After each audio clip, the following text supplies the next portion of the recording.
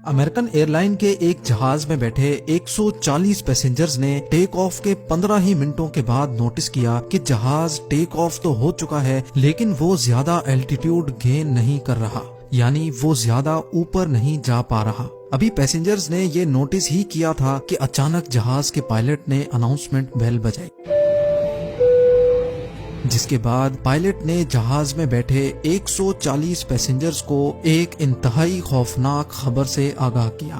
زیم T V کی videos میں ایک بار پھر سے خوش آمدید۔ ناظرین، 21 سپٹمبر 2005 کو کیلیفورنیا کے شہر بربینک میں امریکن ایئر لائن جیٹ بلو کی فلائٹ 292 ڈپارچر کے لیے بالکل تیار تھی۔ اس وقت دوپہر کے 3 بج رہے تھے اور فلائٹ کو ٹھیک 3:15 پر نیو یارک کے لیے اڑان بھرنی تھی۔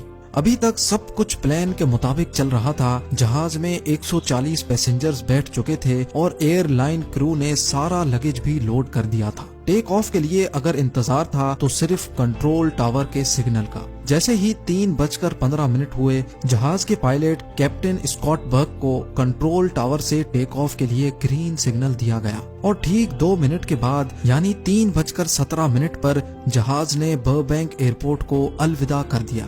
نہ ہی پائلٹ کو، نہ ہی کرو کو اور نہ ہی جہاز میں بیٹھے 140 پیسنجرز کو اس بات کا علم تھا کہ تھوڑی ہی دیر بعد وہ سب اپنی زندگی کا خوفناک لمحہ دیکھنے جا رہے ہیں۔ جہاز کو ٹیک آف کیے ابھی 15 منٹ ہی گزرے تھے کہ تمام پیسنجرز نے نوٹس کیا کہ جہاز زیادہ الٹیٹیوڈ گین نہیں کر رہا۔ اتنے میں کیپٹن اسکاٹ نے جہاز میں ایک اناؤنسمنٹ کی جس میں انہوں نے صرف یہ کہا کہ ہمیں ٹیکنیکل ڈیفیکلٹیز کا سامنا کرنا پڑ رہا ہے۔ یہ جاننے کے بعد تمام پیسنجرز کے کان کھڑے ہو گئے۔ کسی نے بولا کہ جہاز کا ایک انجن فیل ہو گیا ہے تو کسی نے بولا کہ شاید جہاز کا انجن مزید اوپر جانے کی طاقت کھو بیٹھا ہے، لیکن اصل مسئلہ اس سے بھی زیادہ خوفناک تھا۔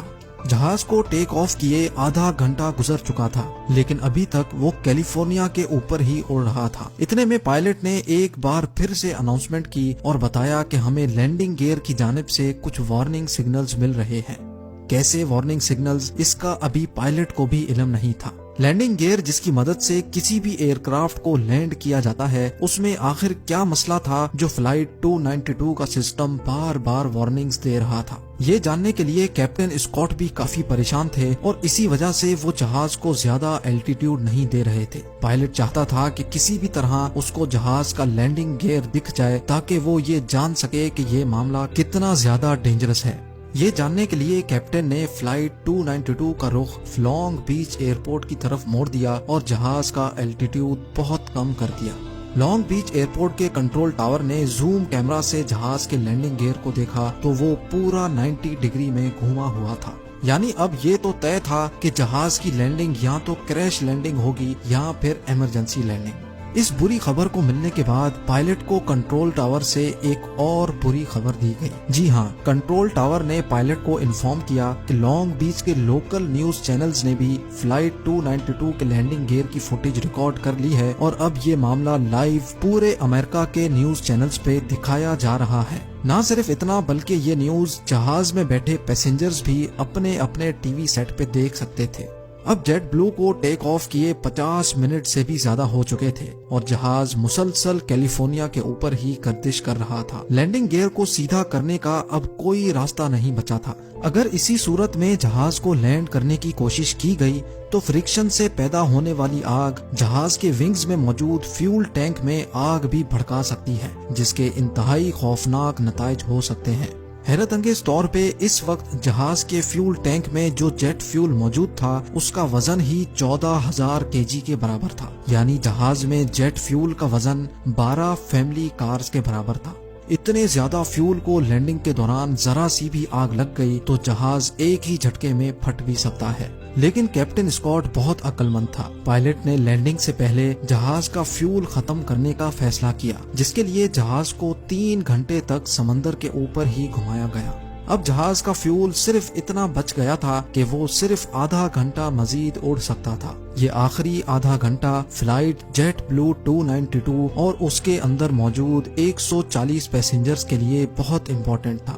کیپٹن نے جہاز کو لاس اینجلیس کے ایئرپورٹ پر کریش لینڈ کرانے کا فیصلہ کیا کیونکہ لاس اینجلیس کا ایئرپورٹ اس وقت سب سے قریب تھا۔ کیپٹن نے لاس اینجلیس ٹاور سے کانٹیکٹ کیا اور ان کو ہر قسم کی سچویشن کے لیے تیار رہنے کا کہا۔ یہاں جہاز کے اندر موجود پیسنجرز جو ٹی وی چینل پہ یہ منظر لائیو دیکھ رہے تھے، ان کے ٹیلی ویژن سیٹس بھی کیپٹن نے بند کر دیے۔ اب جہاز کے اندر انتہائی جذباتی ماحول بن چکا تھا۔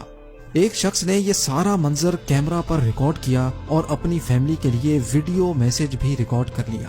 جیٹ بلو 292 اب لاس اینجلیس ٹاور کے ریڈار پر آ چکا تھا اور ایئرپورٹ کریو نے جہاز کو بچانے کی ساری تیاریاں مکمل کر لی تھی۔ فائر ٹرک سے لے کر ایمبولینسز تک سب کچھ ریڈی تھا۔ ایئرپورٹ ٹاور نے آخری بار جہاز کے پائلٹ کیپٹن اسکاٹ سے کانٹیکٹ کیا اور ان کو لینڈنگ کے لیے گرین سگنل دیا۔ گرین سگنل ملتے ہی پائلٹ نے تمام پیسنجرز کو کریش پوزیشن میں بیٹھنے کا کہا۔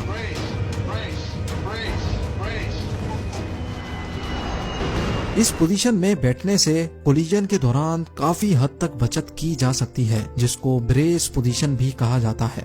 جہاز اب لاس اینجلیس ایئرپورٹ رن وے تک پہنچ چکا تھا۔ پائلٹ نے بڑی مہارت سے پہلے جہاز کے پچھلے لینڈنگ گیئرز کو زمین سے ٹچ کیا اور آہستہ آہستہ جہاز کی اسپیڈ کم کی، اور آخرکار وہ گھڑی آ ہی گئی جب پائلٹ نے فرنٹ لینڈنگ گیئر کو زمین سے ٹچ کیا۔ لیکن وہی ہوا جس کا خوف تھا۔ زمین سے ٹچ ہوتے ہی فرکشن کی وجہ سے لینڈنگ گیئر میں خوفناک آگ بھڑک اٹھی۔ وہ آگ اتنی زیادہ تھی کہ اندر بیٹھے پیسنجرز کو بھی ٹھیک ٹھاک گرمائش محسوس ہوئی تھی، لیکن دوسرے ہی لمحے ایک لمبی خاموشی ہو گئی اور جہاز خیر خیریت سے رک چکا تھا۔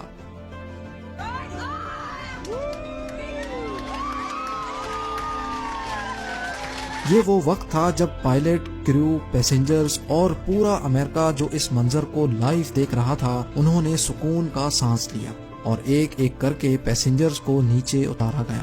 فرنٹ لینڈنگ گیئر کا ویل اتنا زیادہ گھس چکا تھا کہ وہ پورا آدھا ہو چکا تھا۔ انویسٹیگیشن سے یہ بات معلوم ہوئی کہ فرنٹ لینڈنگ گیئر میں ایک لاک ہوتا ہے جو ویل کو گھومنے سے روکتا ہے۔ وہ لاک ٹوٹنے کی وجہ سے ٹیک آف کے فوراً ہی بعد لینڈنگ گیئر 90 ڈگریز میں گھوم گیا تھا۔ خوش قسمتی سے پائلٹ کی مہارت کی وجہ سے کسی ایک شخص کو بھی نقصان نہیں پہنچا۔ امید ہے یہ ویڈیو بھی آپ بھرپور لائک اور شیئر کریں گے۔ آپ لوگوں کے پیار بھرے کامنٹس کا بے حد شکریہ۔ ملتے ہیں اگلی شاندار ویڈیو میں۔